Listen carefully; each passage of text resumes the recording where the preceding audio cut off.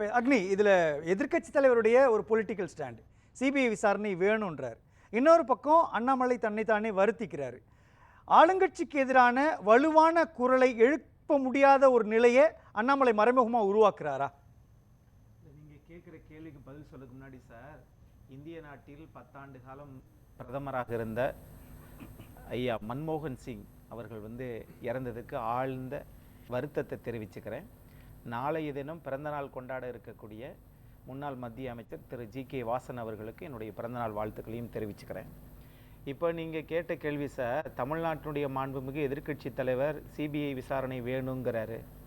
அதே மாதிரி தமிழ்நாட்டினுடைய பாஜக தலைவர் திரு அண்ணாமலை அவர்கள் என்ன சார் சொன்னீங்க? அவர் தன்னைத்தானே வருத்தி போராட்டம் நடத்திக்கிறார். கரெக்டு. நான் அதை நான் தவறாகவோ கொச்சைப்படுத்தவோ விரும்பவில்லை. அப்படி தன்னை வருத்தி கொள்வதனால் இந்த நாட்டுக்கு என்ன பிரயோஜனம்? மத்திய அரசு உங்களுக்கு கொடுக்க வேண்டிய நீதெல்லாம் கொடுக்குறேன்னு சொல்லிருச்சா? நீட்டு விளக்க தமிழ்நாட்டுக்கு மட்டும் கொடுக்குறேன்னு சொல்லிட்டாங்களா? காந்தி வெளிநாட்டில் போய் சட்டம் படிச்சுட்டு அந்த சட்டக்கல்லூரியில் போகிற போது டிக்கெட் எடுத்து போகிற போது 58வது இருக்கையில் போய் உட்கார்ந்து பயணிக்கிற போது கருப்பினன் நீ ஏன் உட்கார்றன்னு சொல்லிடும்போது எத்தி தள்ளி விட்டாங்க.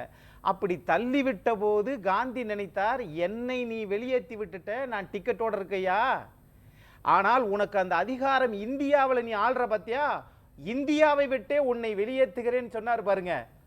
அதுதான் தன்னை வருத்தி கொண்டார். அந்த ஸ்டாண்ட் தான் அண்ணாமலை எடுக்க. எப்படி சார் திமுக ஆட்சி அகற்றவரை நான் காலில் செருப்பு போட மாட்டேன்றாரே. அது வர சார், அதாவது நாம தன்னை வருத்தி கொண்டால் கோட்டு ஷூட்டு போடுவது எப்படின்னு படிச்சாரு. ஆனா மதுரையில திண்டுக்கல் வழியாக போகிற போது மேலமாசி வீதியில இனிமேல் நான் கோவணம் கட்டி கொள்வேன், நான் என்னுடைய ஆடையை குறைத்துக் கொள்ளுகிறேன் சொன்னாரு. அதுதான் தன்னை வருத்தி கொண்டால் இந்த உலகம் பார்க்கும். ஆனா நீங்கள் உங்களை காப்பாற்றிக் கொள்வதற்காக இந்த நிலைப்பாட்டை எடுத்திருக்கீங்கன்றது என்னுடைய பார்வை. நான் அரசியல் கட்சி கிடையாது, ஆனா என் பார்வை இது. இங்க நான் என்ன பார்க்கிறேன் அப்படின்னா, இந்த சொல்லுவாங்கல்ல, வயிற்றுக்காக கம்பியில ஏறி ஆடுறாங்க பாரு, அது ஆடி முடிஞ்சு கீழே இறங்கி வந்தா தான் அவங்களுக்கு சோறுண்டுவாங்க. இன்றைக்கும் நம்முடைய புறநகர் ரயில்ல பாத்தீங்கன்னா சிறு குழந்தைகள் ஒரு இரும்பு வளையத்திற்குள் அந்த ஒரு இதை சத்தமிட்டு கொண்டு அந்த இரும்பு வளையத்துக்குள்ள போய் வெளியில வருவாங்க. உடம்பு அப்படி ரப்பர் மாதிரி வளைப்பாங்க.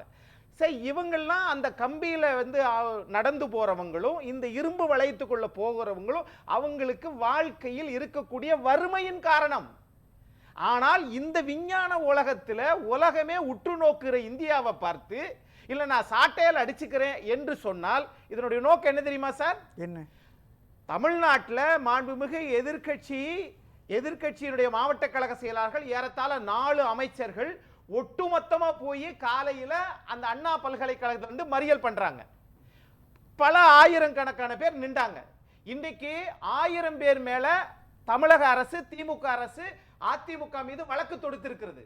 ஆனா வழக்கு தொடுத்ததை 1000 பேர் நின்று போராடியதை, அதை சாலை மறியல் பண்ணியதை இன்னைக்கு யாரும் விவாதம் எடுக்கல. ஆனால் திரு அண்ணாமலை அவர்கள் தன்னை சாட்டையால் அடித்துக் கொண்டார் என்பதைத்தான் விவாதமாக்குறார்கள் என்றால் இது பாஜகவின் நுண்மை தன்மையுடைய யுக்தி. இது ஒருபோது வெற்றி பெறாது. ஒண்ணு. இன்னொன்னு, இப்படி சாட்டையால அடிச்சுக்கிறது அப்படின்னு சொன்னா நான் எத்தனை அடி சார்? 6 அடியா? சிலதுல 3ன்றாங்க, சிலது 6ன்றாங்க. அவர் நேத்திக்கு சொன்னது 6 அடி அடிச்சுக்கிறேன்னு சொன்னாரு. ஆனா இன்னைக்கு 8 அடி அடிச்சுக்கிட்டாரு. ஆனா காலையில திரு எஸ்.வி. சேகர் அவர்கள் சொல்லுகிற போது 3 அடின்னாங்க. எனக்கு ஒண்ணுமே புரியல. நான் கேட்கிறேன், நீங்கள் இந்திய நாட்டின் மதிப்பு மிகுந்த ஒரு பதவியில் இருந்து வந்திருக்கிறீங்க, அந்த 8 அடி எதுக்கு அப்படின்னு நான் உட்கார்ந்து யோசிச்சேன். அப்படி யோசிக்கிற போது நான் நினைத்தது, இது என்னுடைய கருத்து தான், யாரிடம் நான் கேட்டு பேசுகிறவன் அல்ல. முதல் அடி எதற்கு என்று கேட்டால், நான் படித்து வந்த ஐபிஎஸ்ஐ ராஜினாமா செய்ததற்காக முதலடி. 2வது அடி, என்னை போய் தமிழ்நாட்டில் பாஜக தலைவராக என்னை நியமித்தீர்களே, நியமித்தவர்களுக்கு தெரியவில்லையா என்று அவர்களுக்கு ஒரு அடி. 3வது, நான் தான் எதிர்க்கட்சி என்று அடிக்கடி சொல்லுகிறேனே, செயலில் காட்டவில்லையே, 3வது அடி. 4வது அடி, கோயம்புத்தூரில் நான் பிறந்த மண்ணில் நின்று நானே தோத்து போனேனே, என் மண்ணிலே நான் தோத்து போனேனே, 4வது அடி. 5வது அடி, இந்த 2024 நாடாளுமன்ற தேர்தலுக்கு பிறகு அதிமுகவில் பெரிய மாற்றம் வரும் என்று சொன்னேனே, அது நடக்கவில்லையே. 5வது அடி. 6வது அடி, நீங்க சொன்ன கடைசி 6வது அடி, திருக்காட்டுப்பள்ளி லாவண்யா என்பது அந்த குழந்தை இருக்கு, அவங்களுடைய சிற்றன்னை அவங்க இதுக்கு சொன்னதுக்கு சிபிஐயே நான் சொன்னதை மாற்றி சொல்லிருச்சே, என் அரசாங்கமே மாத்திருச்சே. 6வது அடி. மீதி 3 அடி எதுக்குன்னு சொல்லி திரு அண்ணாமலை அவர்களுக்கும் அண்ணன் மரியாதைக்குரிய அண்ணன் நீங்க ஒரு இந்த அடிக்கு ஒரு கணக்கு சொல்றீங்க. மனித வாழ்க்கையே 6 அடி தான் அப்படின்றத நிரூபிக்கிறது கூட ஒரு 6 அடி சொல்லியிருக்கலாம். ஆனா 8 வாழ்க்கையை பிரிச்சுக்கணுன்றதுக்காக 8 அடியா கூட உருவாக்கிருக்கலாம். திரு வைரமுத்து அவர்கள், கவிப்பேரரசு வைரமுத்து அவர்கள் 8 அடி 8 வாழ்க்கையை பிரிச்சு கொண்டது எதுக்கு தெரியுமா? முதல் 8ல நீ எங்க இருக்கணும், 2வது 8ல எங்க இருக்கணும், 3வது 8ல கல்யாணம் முடிச்சிருக்கணும், 4வது 8ல சொத்து சேர்த்து பிள்ளை குட்டிகளுக்கு நல்லா இது பண்ணணும், 5வது 8ல இதை பண்ணணும். இப்படி 8 பிரித்தது சித்தருடைய வாழ்க்கை வரையே சொன்னார்கள். அதற்கும் பாஜகவினுடைய தலைவர் செய்வதற்கும் என்ன பொருள்? இங்க என்னன்னு கேட்டீங்கன்னா, ஒருவேளை நீங்கள் லண்டனுக்கு போயிட்டு வந்ததற்கு பிறகு தமிழ்நாட்டில் எல்லா அரசியல் தலைவரும் சொல்லிட்டாங்க, அதில் சிலபஸ்ல இருக்கா, அதெல்லாம் எனக்கு தேவை கிடையாது. நான் கேட்பது, நீங்கள் இப்படி செய்வதனால் தமிழ்நாட்டில் நீங்கள் என்னதான் இருந்தாலும் நீங்க ஒரு ஐபிஎஸ் அதிகாரி, படிச்சுட்டு போனவர், ஒரு தமிழ்நாட்டில் இருந்து போனவர், அதற்கு உங்களுக்கு மரியாதையும் ஒரு தமிழராக நான் என்றைக்கும் உங்களுக்கு நான் வாழ்த்துகிறேன், வரவேற்கிறேன். ஆனால் உங்களுடைய செயல்பாடுகள் எல்லாம் பாஜகவினுடைய முற்போக்குத்தனம் என்று சொல்லுவதற்கு பதிலாக பிற்போக்குத்தனமான செயல்களில் நீங்கள் ஈடுபது நியாயமா? இப்ப நீங்க மாறாக என்ன பண்ணிருக்கணும்னா, நீங்க காவல்துறை அதிகாரியாக இருந்த நீங்கள் எத்தனையோ 9 ஆண்டுகள் பணியாற்றி இருக்கிறீங்க, எத்தனையோ வழக்குகளை பார்த்திருப்பீங்க. நீங்க என்ன செஞ்சிருக்கணும்? எந்த கேட்டு வழியா போனாங்களோ அந்த பின் கேட்டு வழியா போனாங்க, 7 கேட்டு இருக்காங்க, அந்த 7 கேட்டை நீங்க மறைமுகமாக போய் நின்று நீங்களே அந்த எந்த வழியாக போனாலும் அந்த இடத்தில் நின்று நீங்கள் போராட்டம் பண்ணியிருந்தால் உங்களை பாராட்டி இருப்பார். சட்டம் ஒழுங்கு பாதிக்கக்கூடிய விஷயம் சார். அப்ப இது ஒரு ஒதுக்குப்புறமா ஒரு வீட்டுக்கு முன்னாடி நின்று தண்ணி தானே வருது. என்னதான் சந்திராயன்ல போய் அங்க போய் அந்த லேண்ட் பண்ணது, அந்த தரையிறக்கம் பண்ணியதும் விழுப்புரம் வீரமுத்துவேல், அவருக்கும் அதே அறிவுதான். ஆனால் சாட்டையால் அடித்துக் கொள்வதும் அதே அறிவுதான் எல்லோருக்கும். அதனால் தமிழ்நாட்டுக்கு என்ன பயன்? நீங்க இவ்வளவு சொல்றீங்கல்ல, ஞான பிராக்டிக்கலா பாக்குறப்போ களத்தில் இருக்கக்கூடிய ஒரு அரசியல் தலைவர் அவர் சொல்றாரு இல்லையா, அவர் சில லாஜிக் புள்ளி வைப்பார் இல்லையா, வெளிநாடு போய் அரசியல் படிச்சுட்டு வந்திருக்கிறாரு, ஐபிஎஸ்ஸாக இருக்கிறாரு, ஒரு தேசிய கட்சியினுடைய மாநில தலைவராக இருக்கிறாரு, அவர் ஒரு பொலிட்டிக்கல் ஸ்டாண்ட் எடுத்தாருன்னா அதுக்கு ரீசன் இருக்காம இருக்குமா அக்னி? அது எனக்கு நான் அதிக வார்த்தையை நான் பயன்படுத்த விரும்பலை.